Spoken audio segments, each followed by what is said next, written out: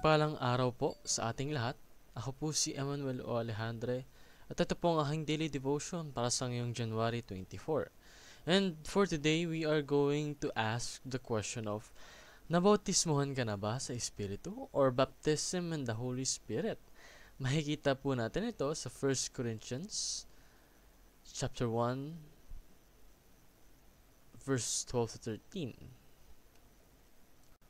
Or rather, 1 Corinthians chapter 12 verse 13 na nagsasabing, "For we were all baptized by one Spirit, so as to form one body, whether Jews or Gentiles, slave or free, and we were given the one Spirit to drink." Sa Tagalog, maging Hudyo o Hentil, alipin man o malaya, tayong lahat ay binautismuhan sa pamamagitan ng iisang Espiritu upang maging isang katawan. Tayong lahat ay pinainom sa isang espiritu. So, this is very much of a symbolism. It means that the baptism in the Holy Spirit is the indwelling presence of God.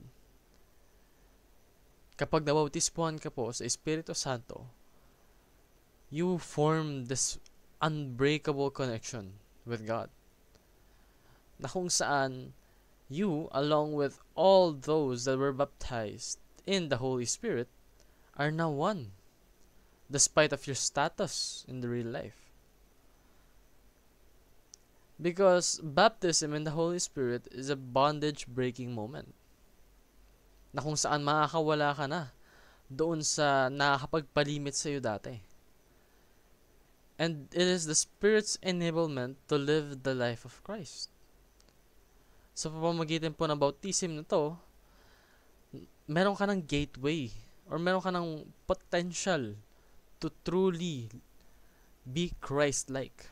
So, ask God to break the bondage of sin in your life. Ipag-pray mo sa Panginoon na makawala ka na dun sa nagre-restrict sa'yo. And believe that the Spirit's indwelling is permanent. Once na ikaw ay nabautismuhan as Holy Spirit, hinding-hindi na ito may babalik. Hinding-hindi na ito pwedeng kunin ng iba. So, carry the life of Christ by the enablement of the Spirit. And yun lamang po ang aking daily devotion. Maraming salamat sa pakikinig. Pagpalain po tayong lahat. Let us all give glory to God.